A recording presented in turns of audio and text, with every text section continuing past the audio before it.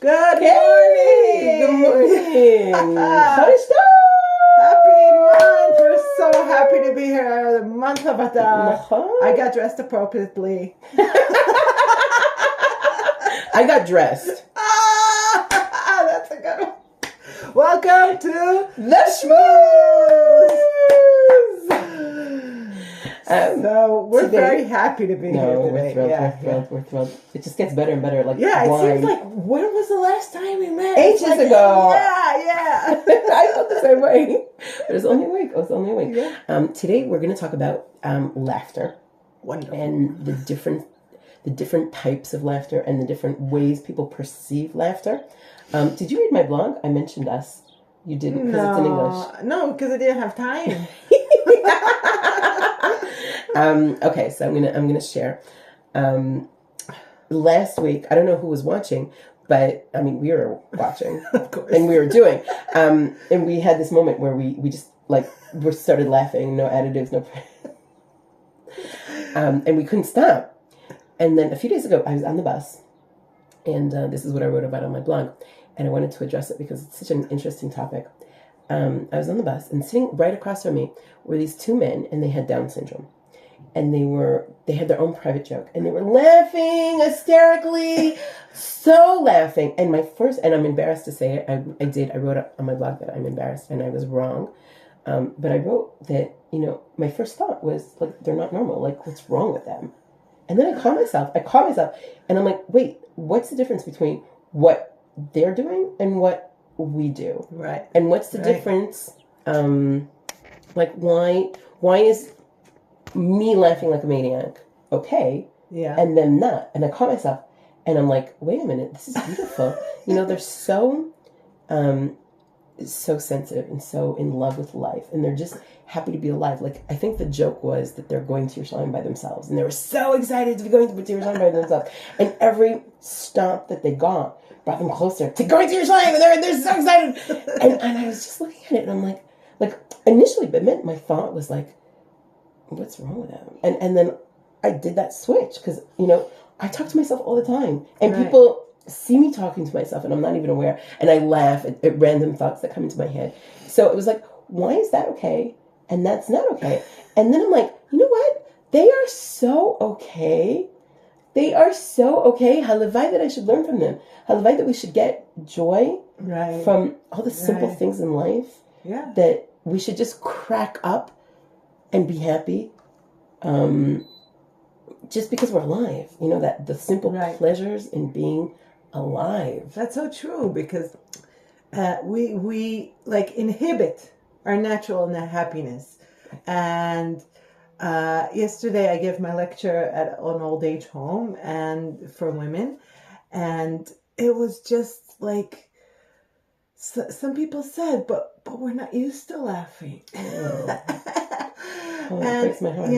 And that's so sad, because as kids it comes so natural to us. And someone said, so what do you see the connection between laughing, like you say, without any reason? Because I teach people to practice laughter without any specific reason. You just start laughing, or you do a little stupid exercise that makes you laugh, and it really has no reason. What's the connection between that and real inner happiness?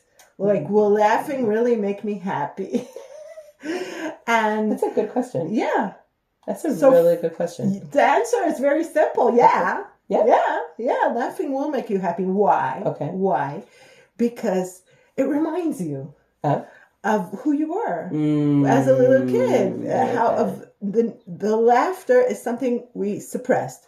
But once you laugh, you take off the cover, and then the natural joy that makes you laugh as a kid can flow. Can flow more easily. Yeah. So it works both ways. And also, when we laugh, our mind gets this message that we're fine, we're okay, we're great, It doesn't really matter if it's authentic laughter or not. The mind doesn't fake it till you make it. Yeah, because we get all the wonderful hormones, the endorphins that make the whole body flow so much better. Okay. And so it doesn't really matter.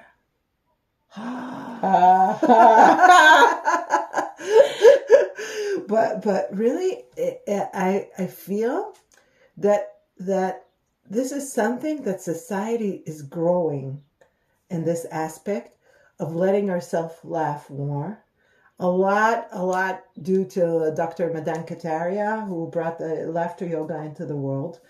And for the past about 30-something years, he's been creating laughter yoga clubs all over the world. Think about it, like 50 years ago, somebody would come and see all these people laughing together in a park or at a circle, and they would say, what are these people doing? Right. They're crazy. We have to hospitalize everybody. You know? And there's more acceptance of laughter. Okay. A little bit more. And it's something that will grow. I think this is something... You know, I think we're in an age of true redemption. I love that. Yeah, and I think that's one of the signs of redemption is returning to our natural laughter. Returning to our natural selves. Yeah. And that's I think when I'm putting this in perspective, that was just so, that was the beauty of these two children that I was seeing with Down syndrome. They're so close to their natural selves. Right. They're not inhibited. They're not afraid of what people will think. And so the problem isn't them. The problem is me. Right. Because I was like, I have gotten away from that, right. you know, and you know, like you can dance in the street, you know, you hear the song in your head and you just dance to the rhythm of your own beat, and people look at you and you're like, what? Like, so you dry out your fire. You dry out your fire. You water down your fire. I think like that's what I try to do also with quirky quotes, that, you know, the minute you have that laughter, it changes that perspective. Right. You know, I'm just wondering, like, if laughter can really lead to true happiness. I think it's a step. Of course it's a step. But I'm wondering, I'm wondering if it can really lead to, is it like that momentary reprieve, which is amazing and you need that? Or is it actually like a stepping stone? Well, I think it's a practice. Okay. Okay. It's a practice. It's like being truly happy. Mm-hmm. I don't being think truly happy doesn't mean you laugh all the time. Right. It doesn't mean you laugh all the time. But I think it means, like, for us, that we grew up in a society that doesn't really encourage it naturally. Mm-hmm. It's like doing these little steps that help you get there. Okay. It's not like you wake up one morning and you're full of joy and everything's great. And sometimes, but usually not. And then like, in order for me to feel like great in the morning, I take a few moments to be with myself and to think what I'm grateful about and what kind of vibes I want to be today. You know, who I want to be also, that we talked about it in one of the lectures. Shlomi. Yeah. Who do I want to be today? Yeah, and like today I woke up and I said it's a new month. I want to feel the vibe of rejuvenation. Ooh, I like that word. I like that word. Like, I think that's a great word. You know, renewing myself and looking things like a new person, looking at the world as something new. And so I think practicing laughter is one of those tools that helps you be a joyful person. Because when do I practice it? Like a lot of times when I'm upset. Okay. So I'll counter that with the laughter. If you're really upset. If I'm really upset, so then I'll usually go into gibberish. Okay. You know, especially when I'm upset with myself. That's why I don't insult myself. I curse myself out in gibberish. I used to have this language when I was little. It was in Toronto. There's a street called Eglinton, and for some reason this word just fascinated me. And I had my own language, you know, and it was called Eglinton. I would just talk in Eglinton, and nobody understood me. But I'm like, till today, nobody understands me, and I speak English. Yeah. So you know, and the more I practice it, the more like the situations, instead of seeming to me like really heavy and dire and I don't know what's gonna be, and it elevates. It elevates me. It helps me also broaden my view and see that besides whatever's bothering me at this moment, there is a whole world of great stuff happening. And it enables me to access this. I like you know, that. I like that. And the seriousness you can see also on your face when you're serious. Like, let's put on a serious face for Rosh Chodesh Adar. I can't do it. That was great. Okay, so what happens is like everything closes. Mm-hmm. And we smile, we open, and everything like rises also up. There's this little thing that my mom used to do with me when I was a kid. Okay. And I incorporated it into my workshop. And it's like, you take your hands and you go down. And when you go down, you become sad. And you bring your hands up and you let the laughter come in. And you really feel it on your face, how everything stoops down. Oh my God. That's good. That's really great. I'm wondering though, like, we were supposed to give, you remember that TED Talk that Ronit was going to do? Right. So one of the things that I was going to talk about was laughter. And I think there's different, like, we can laugh at people, which is not okay. Right. It's so not okay to laugh at somebody because of their weight, because of their skin color, because of, you know, they're rich or poor, or because they're wearing something. And I think that a lot of, if we look at comedians, not the great comedians like Laurel and Hardy and who was the ones that Charlie Chaplin? Charlie Chaplin. Who did Who's On First? I know who they are. Okay. But like the great comedians, they didn't laugh at people. Right. They laughed at themselves, which that's okay. You can laugh at yourself. Yeah. But you cannot, I think it's totally not okay to laugh at someone. Right. If you go back to the story of Yitzchak being born, he brought laughter to the world. Like the world was a sad place until he came. And then all of a sudden everybody's laughing. And then, you know, Abraham is laughing, Sarah is laughing. She's going, oh my God, I just got my period. Yeah, you know, it's great.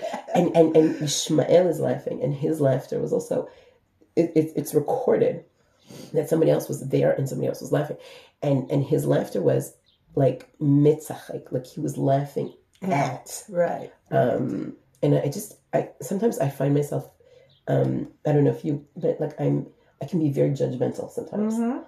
And it's something that I'm working on with myself. Yeah. But like, I'll have like a funny thought about somebody. And because I work on myself so much not to laugh at somebody. So it might stay my thought, but my thought is still judgmental, and it can be like a funny, cynical, negative thought. And I'm laughing, but that's not a good laughter. Yeah, but I think we have to divide between things we can control and things we can. because, you know, a lot of thoughts come into our mind and we didn't invite them. Right. Okay? Yeah. I think that's something that a lot of people also identify with their thoughts. Like, I think, whatever I think, that's who I am. If I think a bad thought, then I'm a bad person. Right. And that's not true. You're not. You're an observer of your thought. Yeah, the thoughts come in and the thoughts come out. But once you have a thought, okay, so I think it's okay if you have this thought and it makes you laugh, as long as you realize what the thought was and that you don't really want to laugh at people, and you say, okay, so it was funny for this moment, but I'm not going to continue down this road. You know, once it happened, then you have the choice on your next thought. Right. Okay? Like you said with those kids, that's what happened to you on the bus. You had one thought, you realized that's not the way I want to think. It's also not a true thought. It's also not a true thought. It wasn't a true... Right. My thought was based on society and conditioning and, that parameter and that stigma and that paradigm of what is normal. Right. But it wasn't a true thought. They're a lot healthier in their outlook than I am. Right. Because they didn't give a damn. Right. So once you realize that thought was not something you want to continue on with, so you chose a different thought. Right. And I think that's something that is the part that we can control, to the next step. Right. Yeah.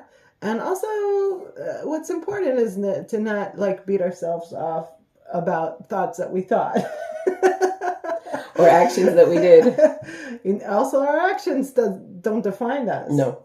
Our actions don't define us. They don't define us. Our thoughts don't define us. Our actions define us. So what we're would way you beyond say? that. I think we've had this conversation. Yeah. What defines us? Well, we're a nice, pure soul. That's what we are. That's what we are. Because, we behave a certain way. Right. My soul that you gave me is pure. We're a pure soul. And we could behave in a certain way until we learn something and we have an insight, or somebody tells us something and I was hurt by this or whatever, and then you can change that. So if it's possible for us to change the way that we behave so that it truly doesn't define us, it's like wearing a piece of clothing. I could change it if somebody says, I don't like you wearing pink, but I'm not going to change it. Good for you. But then, what you're saying is that if we're so beyond that, then why do our feelings get hurt? Why are we insulted? Why are we? Why do we allow ourselves to go into that tiny place? I think why we sometimes hurt people is because we're in that headspace of lack. Sometimes we judge, or we put people down, or we think these thoughts because we are in a space of lack. But then why would we allow that to influence us? Why would we allow other people to define how we feel, how we think, how we what you're saying? Why do we have all this system? Why do we have marital problems? Why do we have problems with ourselves, our siblings, our coworkers? Because these are our tools for growth. Ooh, I like that. We are feeling machines. We are acting machines. But the chip is the neshama. I like that. But we grow through this. So God help us if somebody, didn't program the chip properly. We got the best chips from the... Oh my God. Above. Can you imagine? Best chips ever. You can bake it, and you can fry it, and you can saute it. That's interesting. But really, I think we were made this way to feel, to hurt, to love, to all these emotional chemicals and hormones going through this body, because it's all these messages that we grow through, and in this day and age, I think the challenge is getting back in and listening to ourselves and listening to our soul. And we have a lot of distractions. Too many. What's that show that you're trying to tell me to watch? Crazy Ex-Girlfriends? Yeah. I'm not even going down the road of the Koreans. Nope. No. Okay. Yeah. So there's a lot of distractions. And but I do think that when we look deep into this wonderful body, mind, feeling, equipment that we got, being, and it really helps us connect to the higher part. That's why it's there. I like that. It's not there for ages. Mainly Christianity, they had a big thing about it. It's the body is your enemy, and And Judaism also had a little bit about that, but is so interesting in a different way. And today it's like incorporating the body into your worshiping of God, into who you are in this world, into doing your fulfillment, your shlichut, your purpose in life. Yeah. And I see a lot of things getting better. Oh, I like that. Like women giving birth, they can learn how to suffer less or not suffer at all during giving birth. Or just having a epidural. Or also that. And a lot of things are like, it's like a repairment. It's like how could it be that 30 years ago this doctor said, I want to see how laughter changes a person's health, and he created like this worldwide movement with people laughing, and it doesn't make any sense, I love that. and it makes so much sense because we're returning to becoming a real holy people, holy people all over the place. I'm not talking only about Jews. No, because just remembering that you're godly. Yeah, we're all godly. I like that. It's interesting what you're saying, that the body was seen as an enemy, and we see that, like, the holiest people are monks or priests, and they don't have sex, and that is like their thing. But I started thinking that when you were talking, that it was like, this whole culture of people devoted to having this perfect body. Yeah. That that we're not loving and accepting our bodies for who they are and what they are. Right. And you see people that sculpturing their bodies. Yeah, and that's really like the enemy of the body. That I'm not accepting what I am, who I am. So that happens. Okay, I want to explain, because the Rav Kook has a very nice mashal, parable. Oh, you're forcing me to work on my English, like fast. Yeah. Okay. He says, imagine there's a well. Okay. And you put like a string with a ball attached to it, and you start swinging it. What's going to happen to the ball? It will each time hit another wall from the other side, the opposite side each time, right? Okay. That's what will happen. But eventually, after a while, it will settle somewhere in the middle. Okay, right? So he said that's what we're going through right now, because we're going through opposite sides of all kinds of ideas that are in the world. And eventually we'll find the center. We'll find our balance. So we're going from one extreme to the other. People sculpting their body like it was Play-Doh, and doing tons of sit-ups and push-ups and planks and just accept yourself, people, and changing. And on the other hand, you have people who are the extremists to the other side, like we'll just eat fruits and vegetables and that are organic and only weeds that grow from the ground. I don't know, stuff like that. And so you got all these different extremes. And eventually the world will find some place that's more balanced.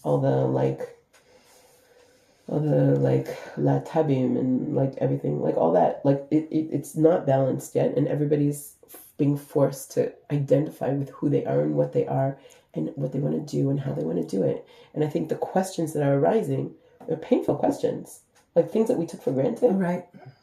Like, who are you sexually? That wasn't really a question. It was understood. It was like, if you questioned it, and I think the fact that, like you said, all these things are rising up. It forces you to be honest with yourself and be real with yourself. Yeah. And I can be like this, and I can be like this, and I can be like this, and that's okay. But I've given myself an honest answer to who I am. Yeah. I don't have to be Dati Lomi. I don't have to be a settler. I can be Chabad. I can be anything. I can be anything I want to be. I can be. I think that's beautiful. Like it is. It's everything coming up. It's like when you have an infection And the time when it's the worst is when everything comes out and it's all green and oozy and pussy. Yeah. But then it all comes out and then you're left with a healthy thing because everything has already come out. It's so interesting. We're in a process. It's a process. It's I like like, that. I don't know when everything's going to balance out and we're going to have a nice world. But there is a lot of greatness in this world as it is. There's a lot of good going on. There is. And yesterday when I met a Holocaust survivor there when I went there. And I talked in my lecture. I talk about forgiving. When you don't forgive, it's like you're carrying all this vengeance and all this bad feelings inside. And when you forgive, you just let it go. And she said, for years now, I have an open heart. I forgave everybody. And I don't have any anger in my heart. Wow. And I was like, you give me a blessing, please. What did she bless you with? That I should make more people happy. Amen. Amen. What a beautiful blessing. I hope it comes true. Oh my God. Oh my God. Beautiful. Amazing. So we started with laughter and with... wow. I want to end with the fact that...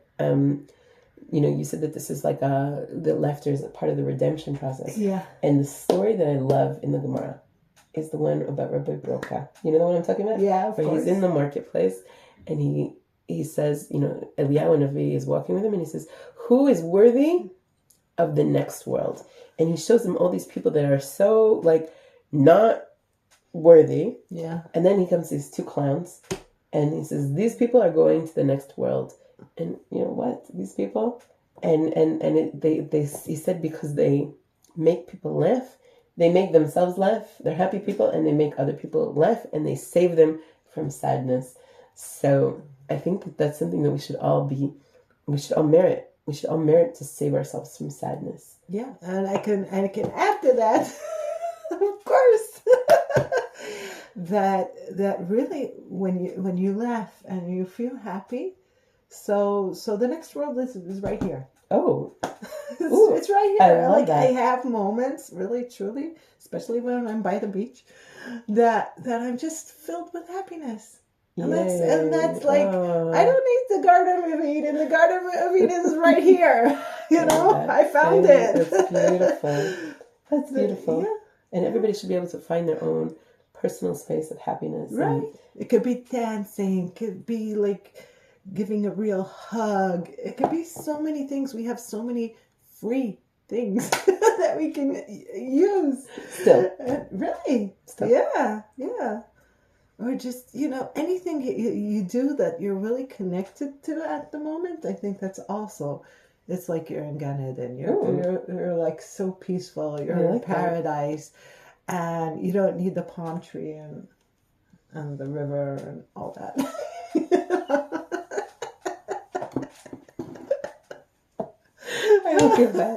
I love that. So that's use your laughter. Give us a thumbs up. Tell us what you thought about this session of the Shmooze. And we'll see you next week. Chodesh Tov.